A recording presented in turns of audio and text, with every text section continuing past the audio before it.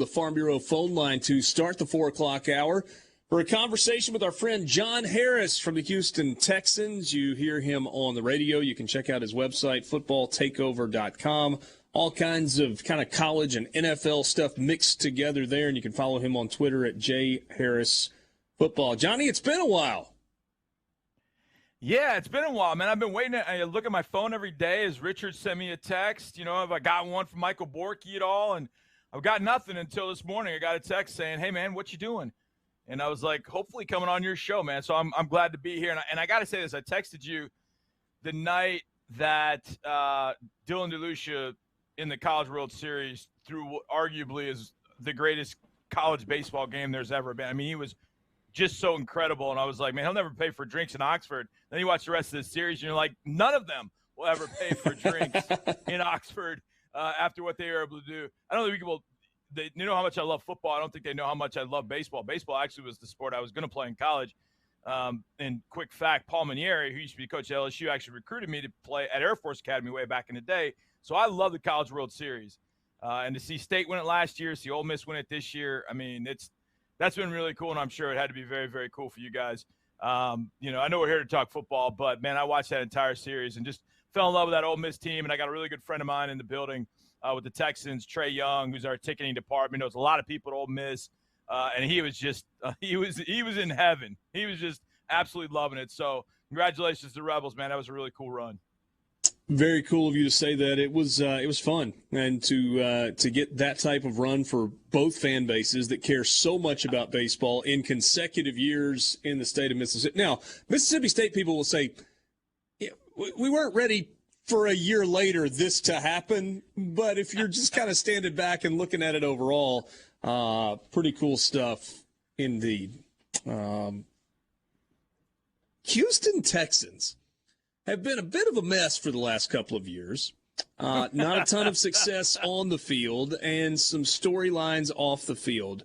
You, John, were always incredibly complimentary of what you knew of Deshaun Watson, of the way he operated in the building, of the way he operated on game day. You didn't know any of the other stuff going on. I am curious, though, if there is a sense of relief that, from the Texans' perspective, all of that is over and you can just start to move forward and try to rebuild this franchise.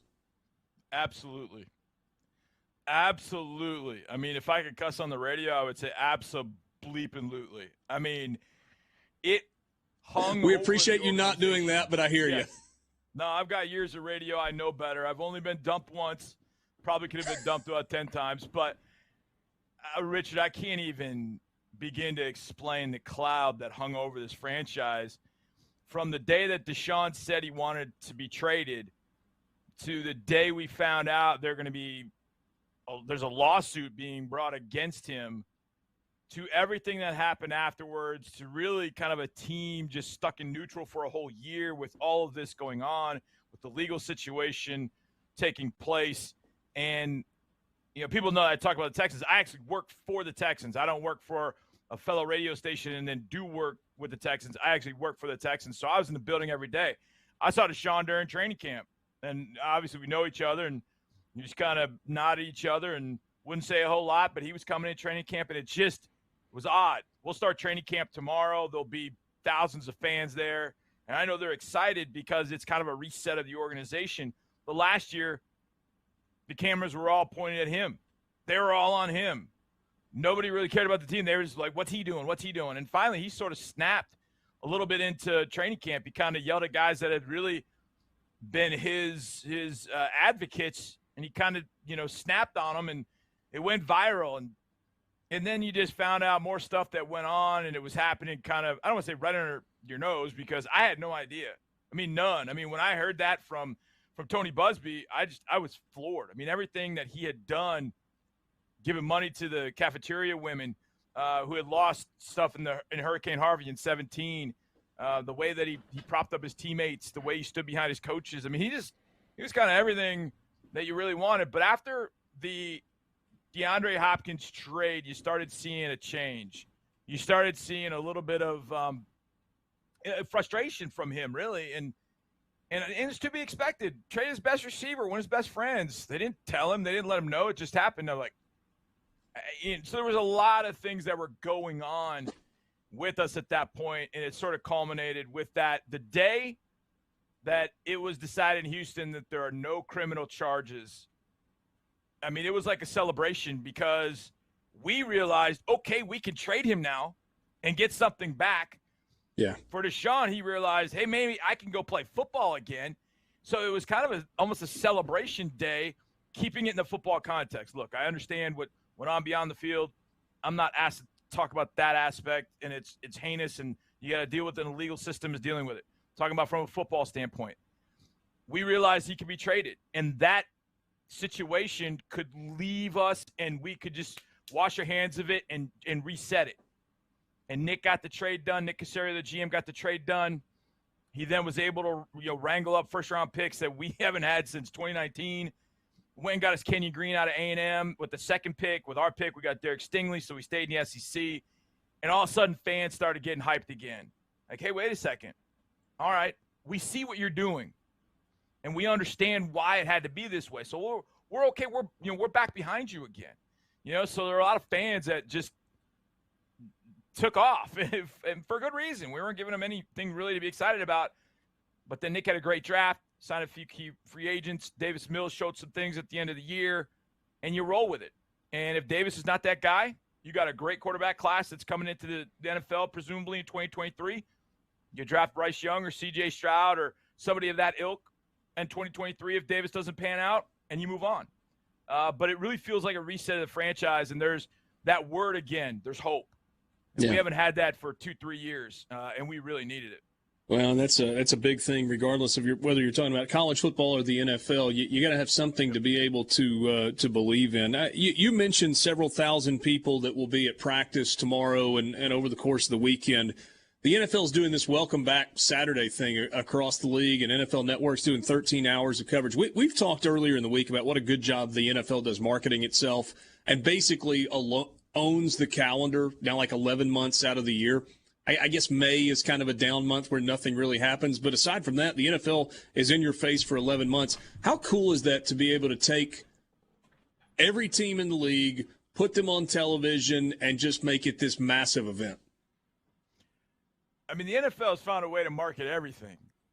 I mean, they found a way for the announcement of the schedule to be a major event for people, which they got smart. And to your point, Richard, there's really nothing going on in May. So what they do, they move the schedule release, which people get excited about, to the middle of May. It's not the biggest thing, but, man, it's huge for fans because they want to pick a game to go to. When are they playing their primetime games? All that kind of stuff. I'll tell you this. When I'm able to walk across our bridge, and you've been to NRG, we got this bridge. That bridge is one of the major parking lots in the NRG Stadium.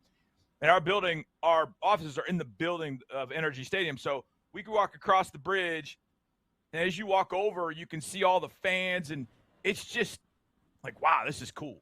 This is really cool. And then you realize this is happening everywhere throughout the league. And the league always finds a little nugget here and there. And so one thing that they did, which college football, they took from college football. Look, it's just like coaching in some sense. Some of the best coaches are the best thieves. They see something, they're like, hey, I could use that. I mean, there are a lot of I used to coach. I used to steal stuff from everybody. They saw the colleges, Ole Miss being one. I mean, how many different helmets do the Rebels wear during the season? And the NFL finally said, hey, this kind of works in college. Why don't we do it? Well, then all of a sudden teams are like, wait, we get an alternate helmet? Bang. That's a marketing opportunity. We announced that we're going to have a red helmet. It's the second helmet ever. We've never worn a different helmet. We're wearing a red helmet in November. And we nearly crashed our servers. People were so excited, Richard. I mean, a helmet, like, who knew? And all of a sudden, other teams are announcing their alternate helmets. And so back to Saturday, we're going to wear that red helmet at practice. And the fans, that day, the tickets are free, but you got to sign up to do it. It nearly crashed the server again. They were out in 30 minutes because people wanted to see a red helmet. Like, it's amazing. And so the NFL is kind of taking bits and pieces from a lot of different areas. The NBA and how they do their social media, looking at college for, uniforms, alternate uniforms and how the colleges have done it, and really kind of taking it and making their own. So, yeah, like I said with coaches, the biggest thieves. The NFL thieves things from everywhere else, but they put it together, package it their way, and then spit it back out to the fans, and the fans love it. I love it. I work in the NFL, and I love it too. It's crazy to think that over the course of 32 sites on Saturday, there are going to be between 100 and 150,000 fans that show up to watch practice. And early practice, not like fun scrimmage practice, just practice. We're going to continue our visit with John Harris after a break. We'll talk about some of the storylines, not just for the Texans, but for around the NFL as we roll into the 2022 season. When we continue, Sports Talk Mississippi in the Pearl River Resort Studios. Visit pearlriverresort.com. Pearl River Resort. Hopefully, if you want to be a part of the conversation, you can join us on the C Spire text line at 601-879-4395. Want to give your business the edge? Get gigabit fiber internet from C Spire Business, backed by world-class IT experts who live where you do. That's right here in C Spire country. Check availability now at cspire.com/business. Visiting with John Harris, works with the Houston Texans. He's on the radio in Houston. He's got a scouting background, a coaching background. He is a football guy through and through. So I want to talk about some of the storylines that we've got going into the season. One that's bubbled up this week in a time where there's not a ton of news was the Kyler Murray contract at Arizona, where they included the mandatory study time. He's kind of punched back a little bit, saying that it is disrespectful, that people are questioning his work ethic. Are there quarterbacks in the NFL who don't study the way they should? Absolutely. Absolutely. We were talking about Deshaun earlier. Deshaun wasn't one of them. He liked that aspect of it. Davis Mills is now a quarterback here. He loves that aspect of it. There's some that just love that part of learning the game. But one famously, who was tremendous in his career, of course, until he was, he's the victim of his own undoing, and that was Michael Vick. Michael Vick said in a documentary, they asked him about studying the game plan, and he's like, I took the day off. He flew back to Virginia Beach to be around all his friends. He'd fly back late. He'd be in practice, and away you go. He said he hardly ever opened the game plan, the playbook, none of it. And he just went out there and balled. He just did what he always did. He saw things, and he's like, all right, I want to do this. And he was successful to a point. And I think that's the thing.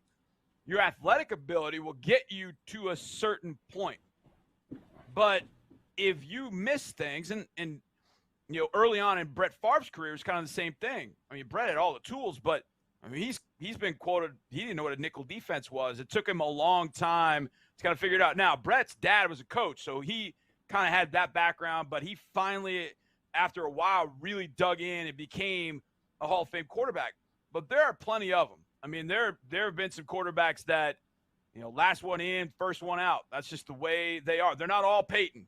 They're not all Drew Brees. They're not all Tom Brady. Not all of them live for that. And Kyler, I think, for his football life, he's always been the best athlete on the field. Always. And so he's just been able, with his athletic ability and with his rocket arm, to do what he wants to on a field. And if he needed to buy himself some time, well, that's when chaos happened. And he always was the master of chaos. He'd stop on a dime in high school and just let guys fly by. He'd run the other way, and it was a touchdown. You couldn't stop him. I mean, it was unbelievable to watch high school. A&M, he had struggled early because he was finally being matched athletically a little bit. He went to Oklahoma, and then he just, took off again. He again was at that level athletically. In the NFL, I watched him last year up close. We played the Cardinals. He did whatever he wanted to. He ran around. Things broke down. It seemed like there was not a lot of rhyme or reason to that offense. But he's got DeAndre Hopkins, so you throw it up to Hop. He's got A.J. Green. Just throw it up to him. Go get it. I'm not going to say that Kyler doesn't have a football IQ, that he's not smart. I don't think that's the case at all. But I think when it comes to playing that position, you're going to get to a certain point where your ability takes you, but that study, what you see, finding a little nugget of information is going to take you to that next level. And I don't think Kyler's gotten that yet. And I think that's the point the Cardinals are getting at. I think if I'm Kyler, though, I am hugely irate. How did that information get out? Those contracts are locked away. I mean, we find out contract numbers because agents put him out there. Well, I know Eric Burkhart didn't want that out there. Yeah. So then how did it get out there? Well, that leaves one entity, the Cardinals. So the Cardinals wanted to put that out there, or somebody wanted to leak it? Man, that's a bad deal. So Kyler tried to defend himself today, and I think he was putting the emphasis on the wrong syllable.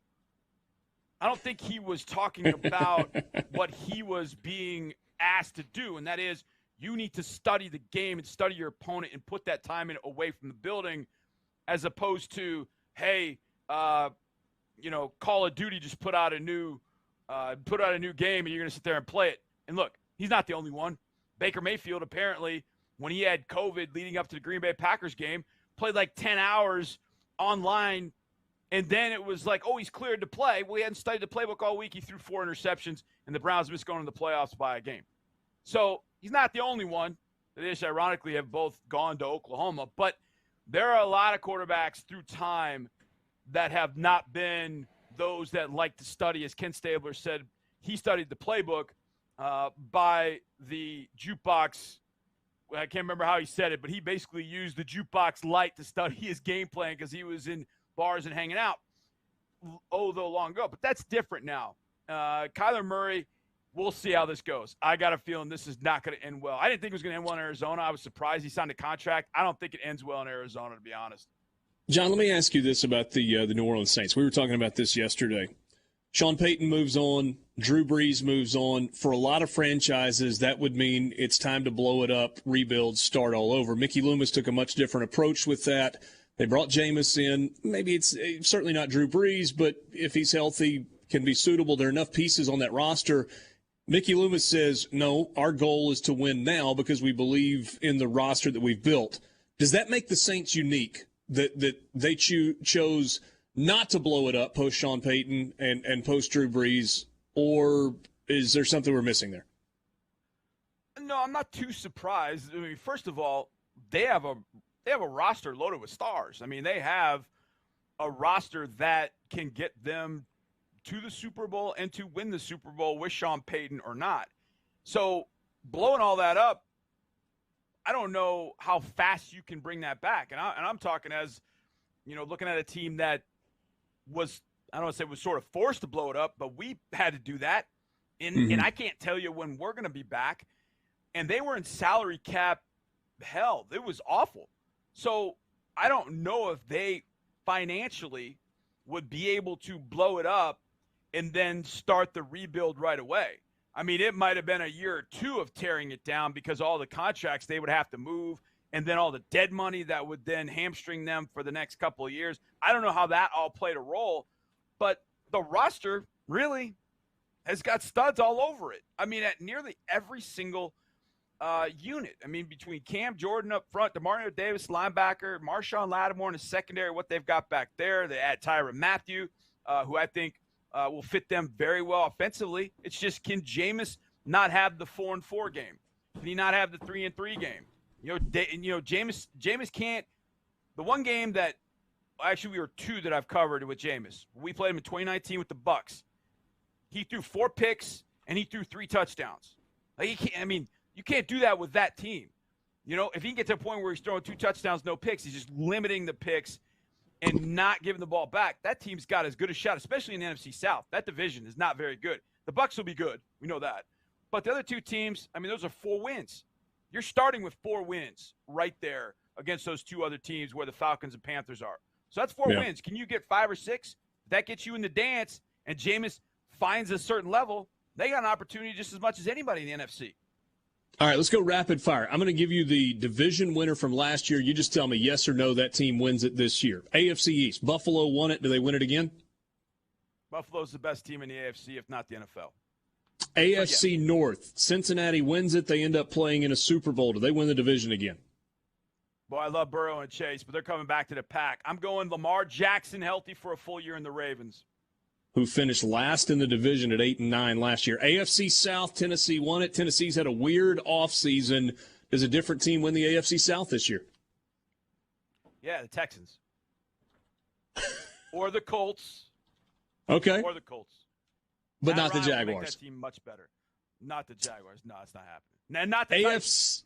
AFC West, anybody besides Kansas City? Yes, Chargers. Okay. I think the Chargers are arguably the most talented team in the AFC. Special quarterback in Justin Herbert. NFC East, Dallas wins the division last year. Do they do it again? Yes. Begrudgingly, yes. Yeah, begrudgingly, yes. I mean, I love Dak, and we got to play them up in Arlington, which should be interesting. I just can't see any one of those other teams. You tell me Carson Wentz is going to make it work in Washington? No. All right, what about the NFC North? Anybody besides the Packers? No. NFC South, you mentioned that division a second ago. Bucks win it going away. Do the Saints win the division this year? I think Bucks win it by a game. I think it's closer than people think, but they're going to be like 12-5 and 11-6, and then 5-11 and 4-13. Last one, NFC West. Rams go 12-5. They win the division by a game over Arizona. 2 games in front of San Fran. What about out west? I'm rolling the dice. One man from North Dakota State, Trey Lance. 49ers stay healthy finally, and the 49ers win that division. The Rams still make the playoffs, though. Great stuff. John, thanks so much for your time. Good catching up today. Absolutely, Richard. Thanks for having me. John Harris from the Houston Texans.